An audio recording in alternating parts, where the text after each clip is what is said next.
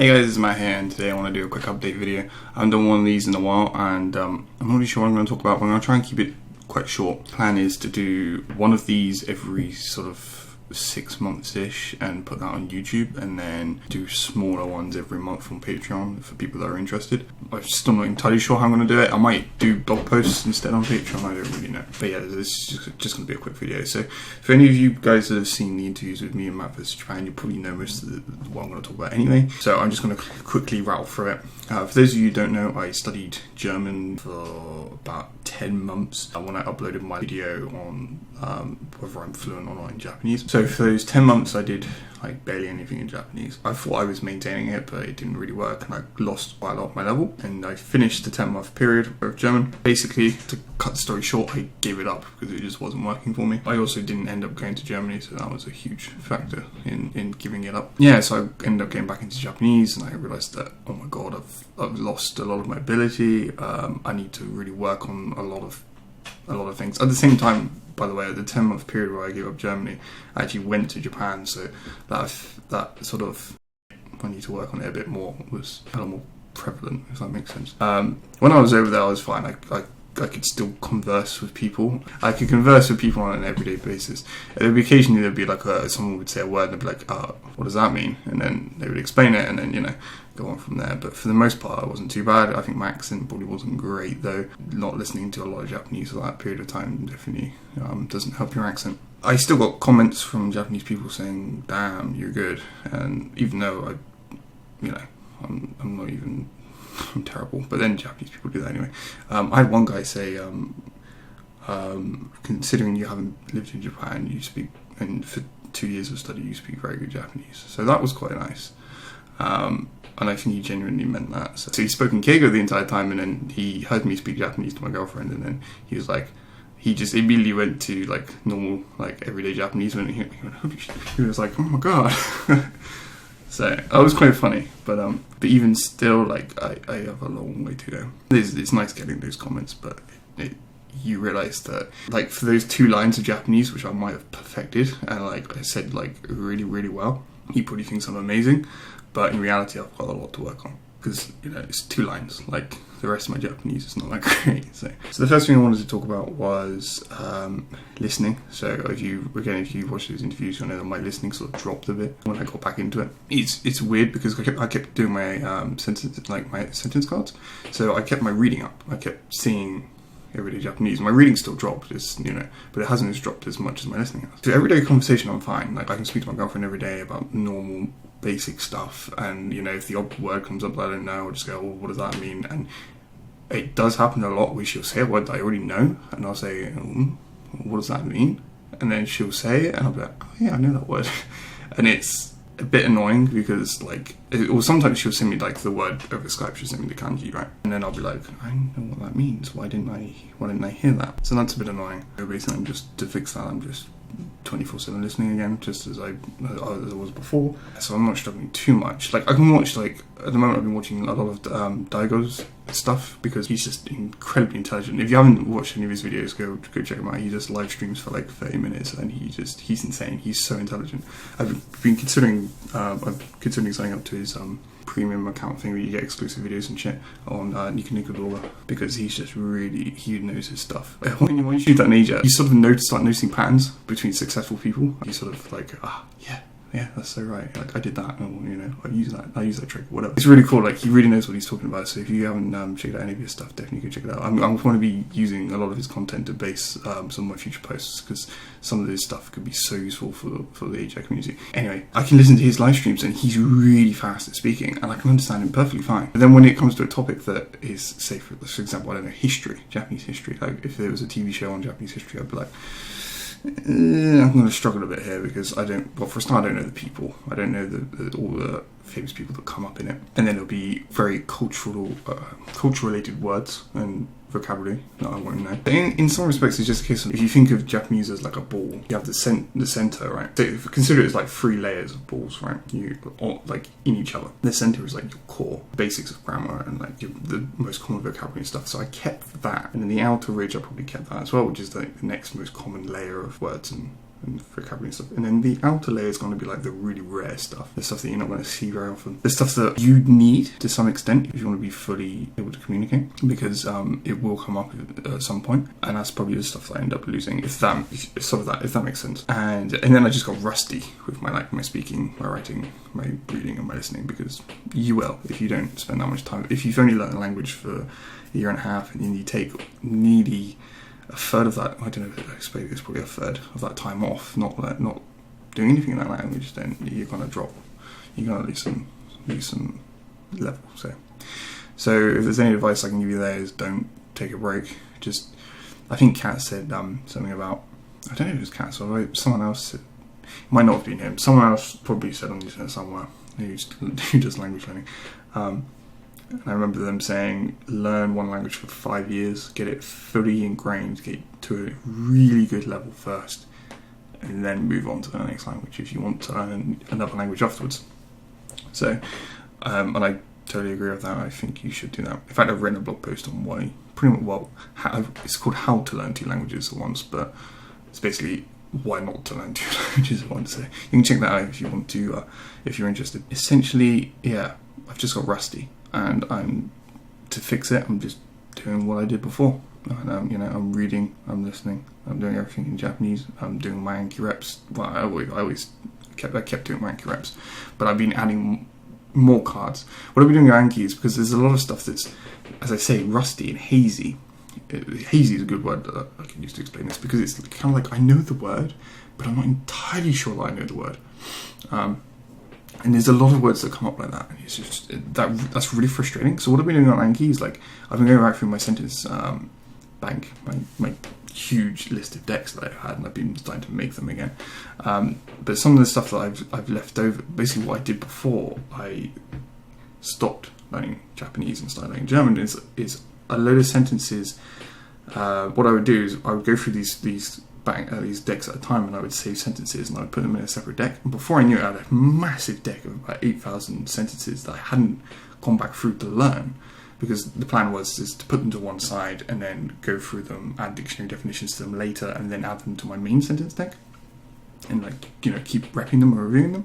So I have this massive list of sentences that I just haven't gone through. So what I've been doing is I've just been going through them, because at the 18 period and the months before, there would be a lot of words that I didn't know that I need to learn.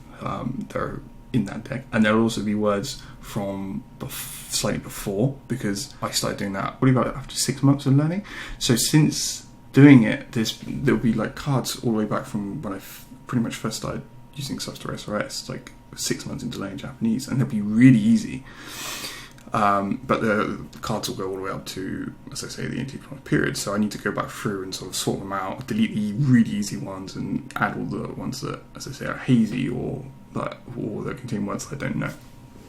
So that's the plan. I'm trying to slowly get through them, but as I say, it's 8,000 cards. It takes ages.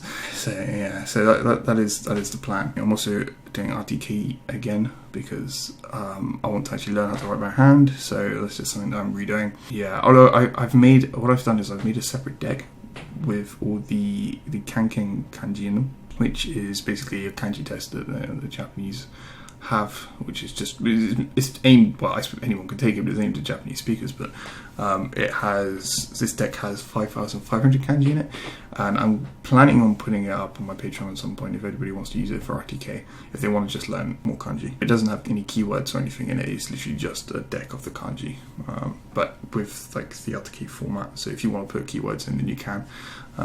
So that's good. It's got stroke order and stuff as well, so I'll probably put that up at some point. I'm pretty much just doing what I did, and my plan is to read more, because I think that's a great way of improving my vocabulary. As a beginner, don't do that, by the way.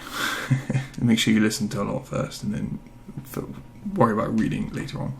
Reading doesn't matter too much in the beginning, and if anything, you'll just ruin your accent, so don't worry about it.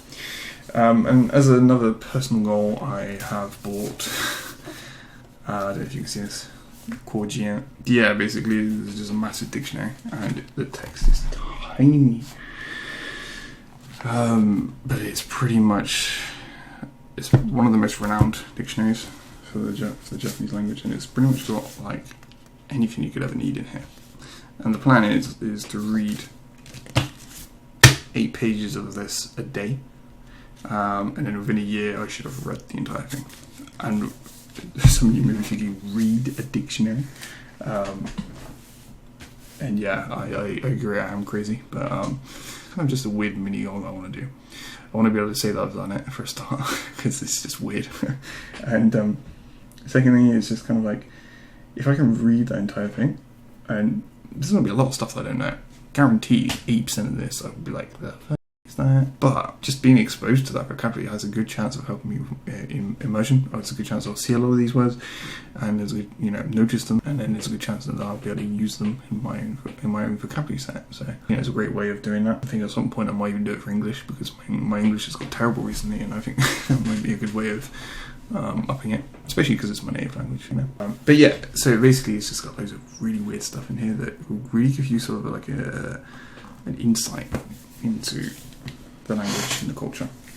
As I say, a lot of the stuff I'm not going to understand, but that's fine, because you can read it once, you can read it twice, you can read it 3 times. And then if you read it the 10th time, there'll be a lot of stuff you'll understand. I'm not saying I'm going to read this 10 times, but I might read it more than once.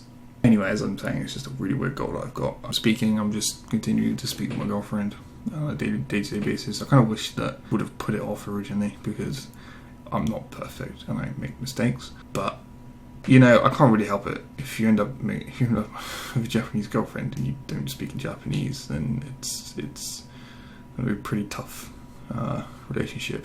So, maybe if you do see something weird or see something incorrect, then don't blame it on the AJATT method, blame it on me, because I'm an idiot and I started speaking too early.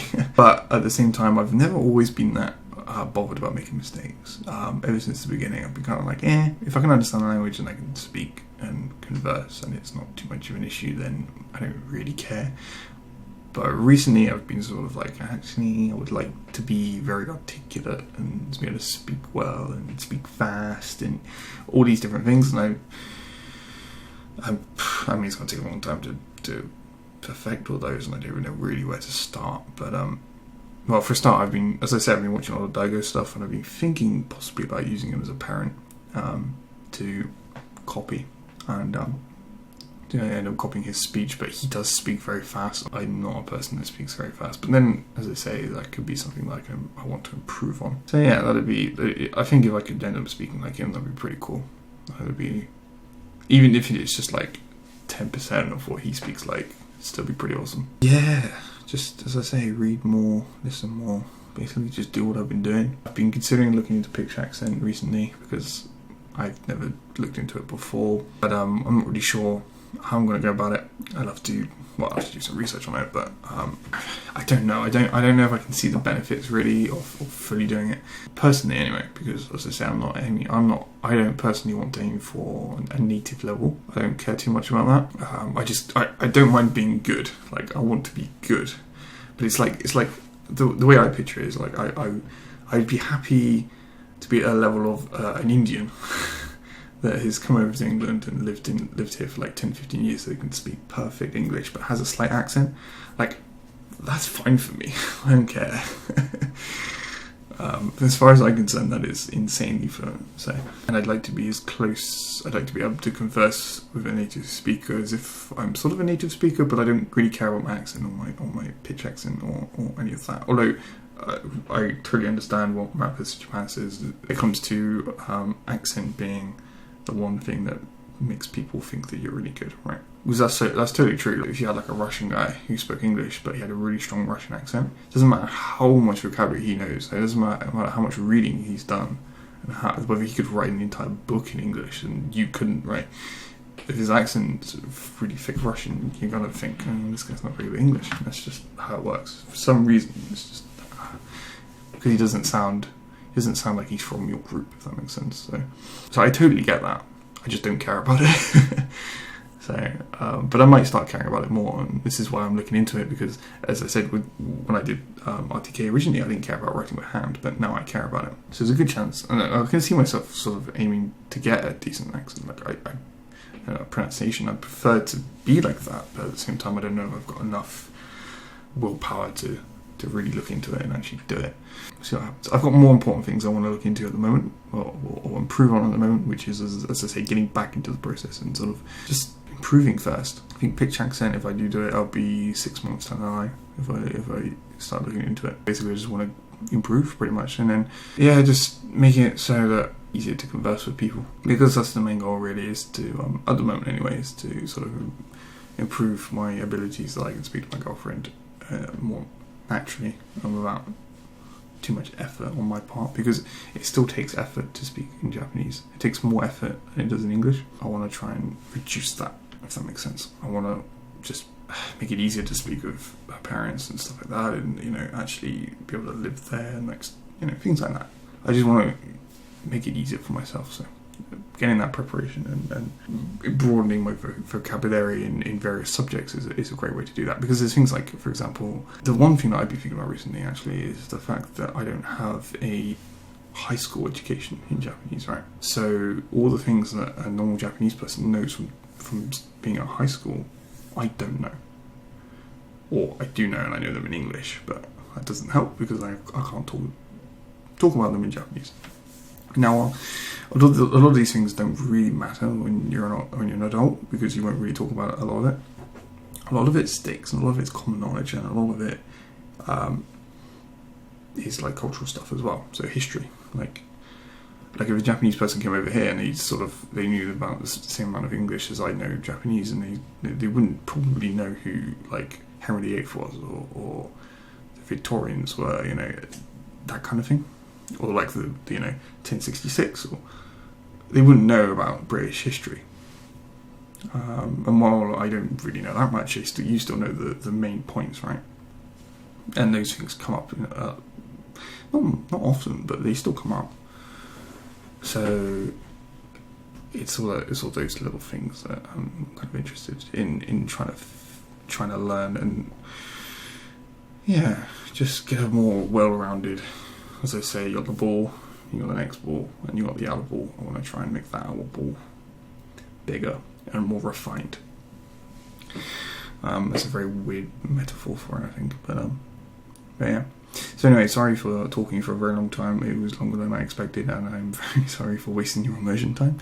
I'm going to try and, basically every 6 months, what I'm going to do is make one of these videos, and then the rest of the time I'll be doing blog posts on Patreon. And I don't know when, but at some point the stuff on Patreon will eventually go onto my site, but it might take a year or two for that to happen. But for now, the blog posts on Patreon will stay on Patreon. So if you want to read them whilst listening, then you can do that. So I think that's better than actually watching a video in English, because you still get some listening, but I don't think it really makes a difference.